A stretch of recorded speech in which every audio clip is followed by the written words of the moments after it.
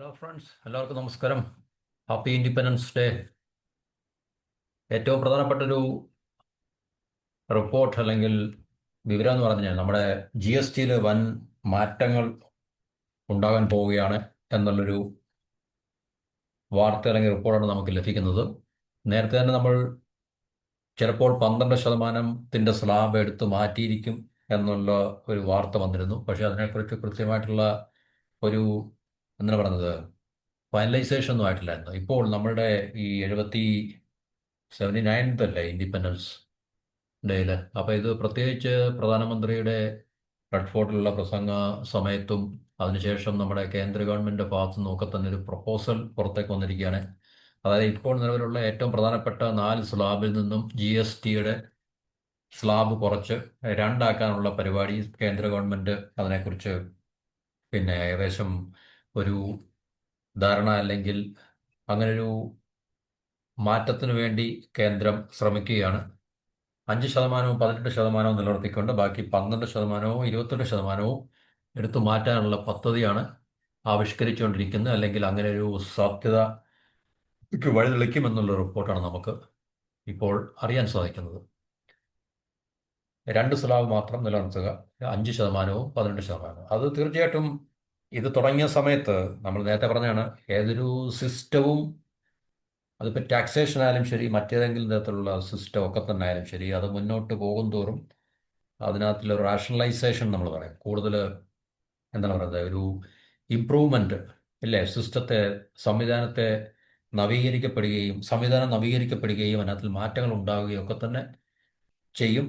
മാറുന്ന കാലത്തിനനുസരിച്ച് അല്ലെങ്കിൽ മാറുന്ന കാലത്തിന് അനുസൃതമായിട്ടുള്ള മാറ്റങ്ങൾ ആ ഒരു പ്രത്യേക സംവിധാനത്തിലും ഒക്കെ തന്നെ ഉൾപ്പെടുത്തിക്കൊണ്ടാണ് നമ്മൾ ലോകത്തിൻ്റെ പല പിന്നെ വിഷയങ്ങളും സംസാരിക്കുമ്പോൾ അല്ലെങ്കിൽ നമുക്ക് മനസ്സിലാക്കാൻ കഴിയുമ്പോൾ അതുമായിട്ട് ബന്ധപ്പെട്ട കാര്യങ്ങളെ നമുക്ക് എന്താണ് പറയുന്നത്, ഒരു തിരിച്ചറിയാൻ സാധിക്കുന്നത്. അതുപോലെ തന്നെ നമ്മുടെ GSTയിലും തുടങ്ങിയ സമയത്ത് ഒത്തിരി ഏത് സിസ്റ്റം തുടങ്ങുമ്പോൾ കൃത്യമായിരിക്കത്തില്ലല്ലോ. അതിനകത്ത് ഒത്തിരി ലൂപ്പ് ഹോൾസ് അല്ലെങ്കിൽ പിറ്റ് ഫോൾസ്, ഷോർട്ട് കമ്മിങ്സ് ഒക്കെ തന്നെ ഉണ്ടാകും. അത് മുന്നോട്ട് പോകും തോറും അതുമായി ബന്ധപ്പെട്ട ആ സംവിധാനത്തെ ഹാൻഡിൽ ചെയ്യുന്ന, ഇപ്പോൾ ഒരു ബിസിനസ്സിൻ്റെ കാര്യമായാലും ശരി, നമ്മുടെ സർക്കാർ സംവിധാനങ്ങളായാലും ശരി, പ്രത്യേകിച്ച് GST പോലെ നമ്മുടെ രാജ്യത്തിൻ്റെ പ്രധാനപ്പെട്ട ഒരു ടാക്സേഷൻ എന്ന് പറയുന്ന മേഖല, അത് നമ്മുടെ ഇക്കോണമിയുമായിട്ട് ബന്ധപ്പെട്ടാണ്. നമ്മുടെ രാജ്യത്തിൻ്റെ ഏറ്റവും പ്രധാനപ്പെട്ട നിയമങ്ങളിൽ ഒന്നാണ് ഇൻകം ടാക്സ് ലോയും, അതുപോലെ തന്നെ ഇപ്പോൾ GST ഒക്കെ തന്നെ.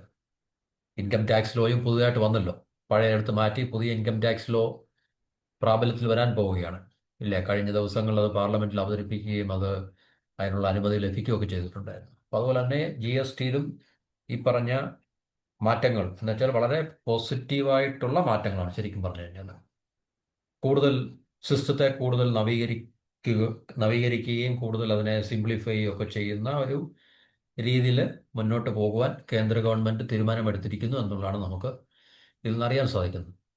അപ്പോൾ ഇതിൽ നമുക്ക് മനസ്സിലാക്കാൻ കഴിയുന്നത് ഏകദേശം 28% ഇപ്പോൾ പിന്നെ സോറി 90% ഐറ്റംസും ഇപ്പോൾ 28% ടാക്സ് ബ്രാക്കറ്റിലുള്ള 90% ഐറ്റംസ് 18%ത്തിലേക്ക് മൂവ് ചെയ്യാനുള്ള പ്ലാന് ഉണ്ട്. അതുപോലെ തന്നെ 12%-ന്റെ കീഴിൽ വരുന്ന 99%-ഓളം ഐറ്റംസ് 5% സ്ലാബിലേക്ക് മാറ്റുവാനാണ് ഏകദേശം മാറ്റുമെന്നുള്ളൊരു പ്രപ്പോസൽ പ്രതീക്ഷയുണ്ട്. അപ്പോൾ അത് നമുക്ക് കൃത്യമായിട്ടത് ഏത് കാര്യവും അതിൻ്റെ ഒരു പ്രായോഗിക തലത്തിലേക്ക് വന്നു കഴിഞ്ഞാൽ മാത്രമേ നമുക്ക് അതിനെക്കുറിച്ച് കൃത്യമായിട്ടുള്ള വിവരം ലഭിക്കത്തുള്ളൂ.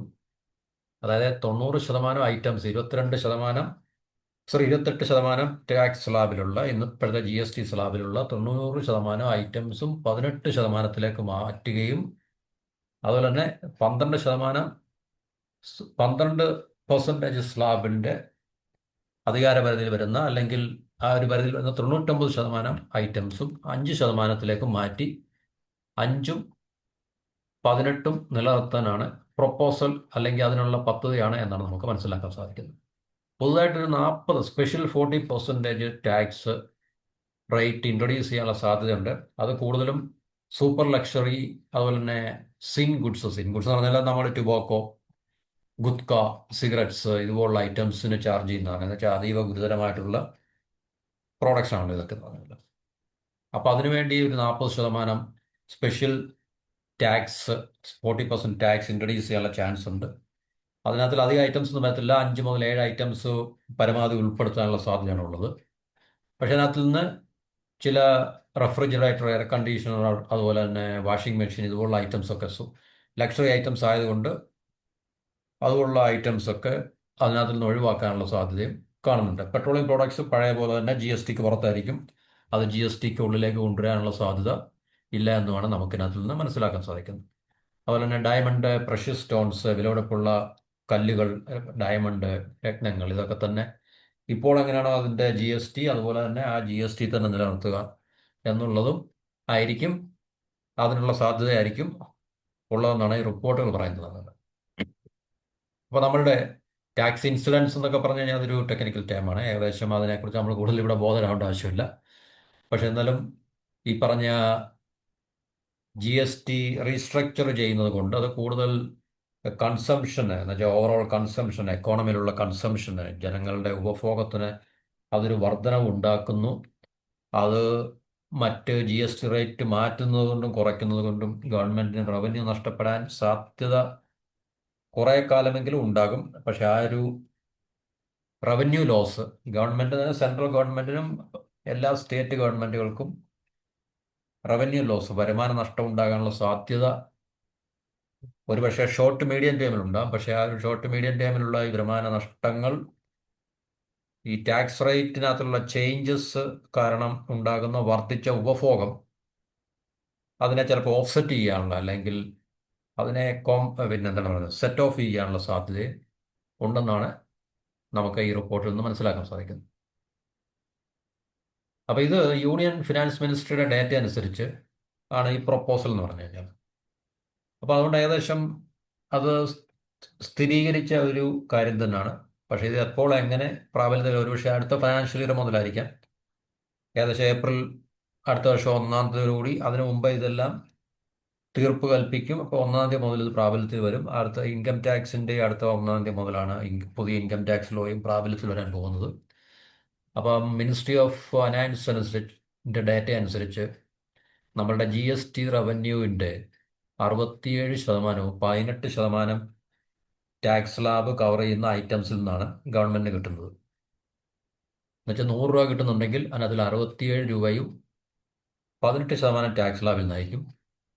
11, 5, 7%, 28% ടാക്സ് സ്ലാബിൽ, 12% ടാക്സ് സ്ലാബിൽ, 5% ടാക്സ് സ്ലാബിൽ.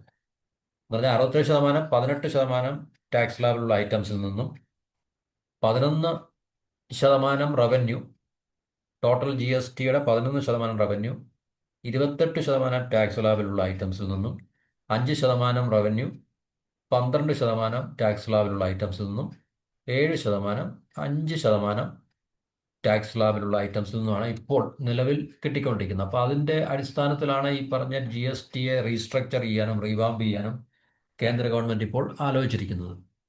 കാരണം അത് നമുക്കറിയാം, നേരത്തെ പറഞ്ഞ പോലെ ഏതൊരു സിസ്റ്റവും അത് റൺ ചെയ്ത് മുന്നോട്ട് പോകുമ്പോഴേ അതിനകത്തിലെ പ്രോസ് ആൻഡ് കോൺസ് ഒക്കെ, അതിനകത്തിലെ അനുകൂലവും പ്രതികൂലമായിട്ടുള്ള സാഹചര്യങ്ങളെയും കണ്ടീഷൻസിനെയൊക്കെ നമുക്ക് മനസ്സിലാക്കാൻ സാധിക്കത്തുള്ളൂ. അതിനനുസരിച്ച് ആ സിസ്റ്റത്തെ നമ്മൾ റിവൈസ് ചെയ്യുക, റീസ്ട്രക്ചർ ചെയ്യുക എന്നൊക്കെ ഉള്ളത് നമുക്ക് തീർച്ചയായിട്ടും ഈ മാറ്റത്തിനനുസരിച്ച് ഇല്ലേ കൂടുതൽ പുരോഗതി അല്ലെങ്കിൽ പുരോഗമനം നമുക്ക് ഉണ്ടാക്കുക എന്നുള്ളൊരു ലക്ഷ്യത്തിൻ്റെ അടിസ്ഥാനത്തിൽ അങ്ങനെയുള്ള റീസ്ട്രക്ചറിങ് എവിടെയും അത്യാവശ്യമാണ്. അപ്പം ഇന്ന് പ്രൈം മിനിസ്റ്റർ റെഡ് ഫോർട്ടിൽ ഇൻഡിപെൻഡൻസ് ഡേയോടനുബന്ധിച്ച് നടത്തിയ പ്രസംഗത്തിലൊക്കെ തന്നെ ഈ പറഞ്ഞ GST റിഫോമിനെ കുറിച്ച് സംസാരിക്കുകയുണ്ടായി. അപ്പോൾ അത് ഒരു ഡബിൾ ദിവാലി എന്നുള്ളൊരു എന്താ പറയുന്നത് ഒരു റെഫറൻസിലാണ് അദ്ദേഹം പറഞ്ഞത്. അപ്പോൾ ടാക്സ് റേറ്റ് ഒക്കെ റാഷണലൈസ് ചെയ്യുക അല്ലെങ്കിൽ റീസ്ട്രക്ചർ ചെയ്യുക എന്നുള്ളൊരു ലക്ഷ്യത്തോടുകൂടി തന്നെയായിരുന്നു സമൂഹത്തിലെ എല്ലാ വിഭാഗക്കാർക്കും ഒരുപോലെ ഗുണകരമാവുന്ന രീതിയിൽ, പ്രത്യേകിച്ച് സാധാരണക്കാർക്ക്, സ്ത്രീകൾക്ക്, സ്റ്റുഡൻസിന്, മിഡിൽ ക്ലാസ്സിന്, ഫാമേഴ്സിനൊക്കെ തന്നെ പ്രയോജനകരമാകുന്ന രീതിയിൽ GSTയെ എന്താ ഉടച്ചു വാർക്കുക അല്ലെങ്കിൽ പുതുക്കി പണിയുക. അപ്പോൾ അതിനുള്ള ശ്രമം കേന്ദ്ര ഗവൺമെൻറ് ഭാഗത്തുനിന്ന് താമസിയാതെ ഉണ്ടാകുമെന്ന് പ്രധാനമന്ത്രിയും നമ്മളോട് രാജ്യത്തെ അഭിസംബോധന ചെയ്തപ്പോൾ പ്രോമിസ് ചെയ്തിട്ടുണ്ട് എന്നാണ് നമുക്ക് ഇതിനകത്ത് നിന്നും അറിയാൻ സാധിക്കുന്നത്. അപ്പോൾ ഇത് നമ്മുടെ ഡിഫൻസുമായിട്ട് ബന്ധപ്പെട്ട് 2035 നമ്മുടെ സുദർശന ചക്ര, ഇൻഡിജിനസ് ആയിട്ടുള്ള തദ്ദേശീയമായി വികസിപ്പിക്കുന്ന സുദർശന ചക്ര, അതിനെക്കുറിച്ചും അതുപോലെ തന്നെ നമ്മുടെ എനർജിയുടെ കാര്യത്തിൽ സെൽഫ് റിലയൻസ്, സ്വയം പര്യാപ്തത കൈവരിക്കും എന്നൊക്കെയുള്ള കാര്യങ്ങളും പ്രധാനമന്ത്രി സംസാരിക്കുന്നതിൻ്റെ കൂട്ടത്തിലാണ് ഈ പറഞ്ഞ GST കുറിച്ചും സംസാരിച്ചത്. അപ്പോൾ GST കൗൺസിൽ എന്ന് പറഞ്ഞു കഴിഞ്ഞാൽ നമ്മുടെ കേന്ദ്ര ധനകാര്യമന്ത്രി നേതൃത്വം കൊടുക്കുന്ന ഒരു സംസ്ഥാനത്തിലെ, അതുപോലെ യൂണിയൻ ടെറിട്ടറീസിലെയൊക്കെ തന്നെ ഫൈനാൻസ് മിനിസ്റ്റേഴ്സ് ഉൾപ്പെടുന്ന ഒരു പവർഫുൾ ആയിട്ടുള്ള ബോഡിയാണ് GST കൗൺസിൽ. ആ GST കൗൺസിലാണ് GST ആയിട്ട് ബന്ധപ്പെട്ട പ്രധാനപ്പെട്ട തീരുമാനങ്ങളെല്ലാം തന്നെ എടുക്കുന്നത്. അപ്പോൾ അത് അവർ ഈ സെപ്റ്റംബർ അല്ലെങ്കിൽ ഒക്ടോബർ മാസത്തിൽ പിന്നെ അവരുടെ മീറ്റിംഗ് ഉണ്ടാകാനുള്ള സാധ്യതയുണ്ട്. അതിനകത്തിൽ ഈ പറഞ്ഞ പ്രപ്പോസൽ അത് അംഗീകരിക്കാനും അല്ലെങ്കിൽ അംഗീകരിക്കാനുള്ള ഒരു സാധ്യത ഈ പറഞ്ഞ വരുന്ന സെപ്റ്റംബർ ഒക്ടോബർ മാസത്തിലെ GST കൗൺസിലിൻ്റെ മീറ്റിങ്ങിൽ ഉണ്ട് എന്നുള്ളതാണ് നമുക്ക് മനസ്സിലാക്കാൻ സാധിക്കുന്നത്. അപ്പോൾ ഏകദേശം 8 വർഷമായി GST നമ്മുടെ രാജ്യത്ത് ഇൻട്രൊഡ്യൂസ് ചെയ്തിട്ട്. അപ്പം നമ്മുടെ സ്വാതന്ത്ര്യത്തിന് ശേഷം ഇന്ത്യയിൽ ഉണ്ടായിട്ടുള്ള ടാക്സ് റിഫോംസിൽ ഏറ്റവും പ്രധാനപ്പെട്ട അല്ലെങ്കിൽ നിർണായകമായിട്ടുള്ള, ഇന്ത്യയുടെ സമ്പദ് വ്യവസ്ഥയുമായി ബന്ധപ്പെടുത്തി നമ്മൾ പറയുമ്പോൾ വളരെ നിർണായകമായിട്ടുള്ള വളരെ പ്രധാനപ്പെട്ട ഒരു ടാക്സ് റിഫോം തന്നെയാണ് GST ഇൻട്രൊഡക്ഷൻ എന്ന് പറഞ്ഞത്. അപ്പോൾ 2017 ഇത് ഇൻട്രൊഡ്യൂസ് ചെയ്തത്. അപ്പോൾ അത് ഇന്ത്യയുടെ ഇൻഡയറക്റ്റ് ടാക്സ് ആണ്, ഇപ്പോഴത്തെ നിലവിലുള്ള ഇൻഡയറക്റ്റ് ടാക്സ് ആണ്.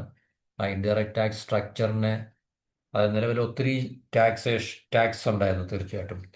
വാറ്റ്, എക്സൈസ് അല്ലേ, അതുപോലെ സർവീസ് ടാക്സ്, ഒത്തിരി ടാക്സുകളെല്ലാം യൂണിഫൈ ചെയ്തുകൊണ്ടാണ് പിന്നെ ഈ പറഞ്ഞ GST, goods and services tax എന്ന് പറയുന്ന ഒരു ടാക്സേഷൻസ് സിസ്റ്റം ഇന്ത്യയിൽ ഇൻട്രൊഡ്യൂസ് ചെയ്തത്.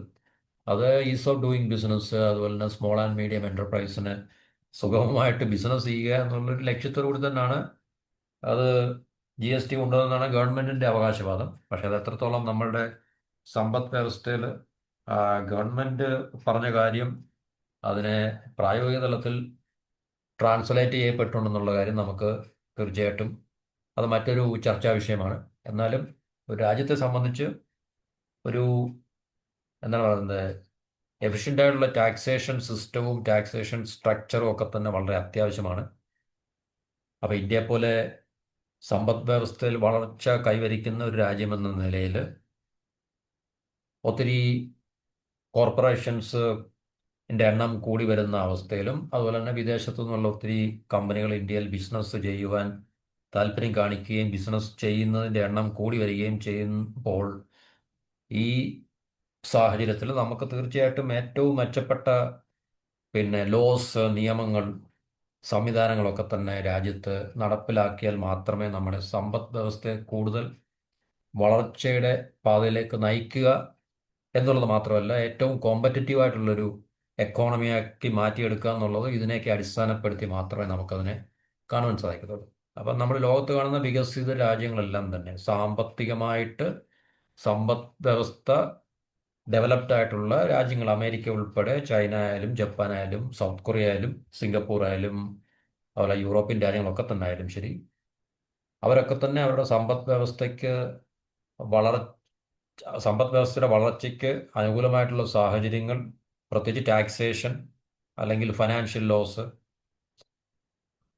അതുപോലുള്ള ഏരിയാസിലൊക്കെ തന്നെ, പ്രധാനപ്പെട്ട മേഖലകളിലൊക്കെ തന്നെ വളരെ മെച്ചപ്പെട്ട സംവിധാനങ്ങൾ ഇൻട്രൊഡ്യൂസ് ചെയ്തതുകൊണ്ട് മാത്രമാണ് ഈ പറഞ്ഞ മെച്ചപ്പെട്ട സമ്പദ് വ്യവസ്ഥയെ അവർക്ക് ഉണ്ടാക്കിയെടുക്കുവാനും അല്ലെങ്കിൽ നിലനിർത്താനൊക്കെ സാധിക്കുന്നത്. അതുപോലെ തന്നെ ഇന്ത്യക്കും ഈ പറഞ്ഞ മെച്ചപ്പെട്ട സമ്പദ് വ്യവസ്ഥയിലേക്ക് പോകുന്നതിൻ്റെ അടിസ്ഥാനമായിട്ട്, ഫൗണ്ടേഷനായിട്ട് നമുക്ക് ഈ പറഞ്ഞ വളരെ എഫിഷ്യൻ്റായിട്ടുള്ള മേന്മ ഉണ്ട് എന്ന് നമുക്ക് അവകാശപ്പെടാൻ സാധിക്കുന്ന സംവിധാനങ്ങൾ, ടാക്സേഷൻ, ഫൈനാൻസ് ഇതുപോലുള്ള മേഖലകളുമായിട്ട് ബന്ധപ്പെട്ട നിയമങ്ങളും സംവിധാനങ്ങളും സിസ്റ്റംസ്, സ്ട്രക്ചേഴ്സ് ഒക്കെ തന്നെ നമുക്ക് ഉണ്ടാക്കിയെടുക്കുക എന്നുള്ളത് വളരെ അത്യാവശ്യമാണ്. അപ്പോൾ അതിൻ്റെ അടിസ്ഥാനത്തിൽ നമുക്ക് ഈ ഒരു GSTയുടെ ഇനിയും വരാൻ പോകുന്ന ഈ റീസ്ട്രക്ചറിങ്ങിനെ നമുക്ക് കാണുവാൻ സാധിക്കും. അത് വളരെ പ്രധാനപ്പെട്ടൊരു ചുവടുവയ്പ്പാണ്, വളരെ പ്രധാനപ്പെട്ടൊരു തീരുമാനമാണ് ഗവൺമെൻറ്റിൻ്റെ ഭാഗത്തു നിന്നും. അപ്പോൾ അത് നമുക്ക് തീർച്ചയായിട്ടും നമ്മുടെ സമ്പദ് വ്യവസ്ഥയ്ക്ക് അനുകൂലമായിട്ടുള്ളൊരു ഘടകമായി മാറട്ടെ എന്ന് ആശംസിച്ചുകൊണ്ട് ആഗ്രഹിച്ചുകൊണ്ട് നമുക്ക് ഈ ടോപ്പിക് ഇവിടെ അവസാനിപ്പിക്കാം. എല്ലാവർക്കും ഒരിക്കൽ കൂടി ഹാപ്പി ഇൻഡിപെൻഡൻസ് ഡേ. നന്ദി, നമസ്കാരം, and have A wonderful day.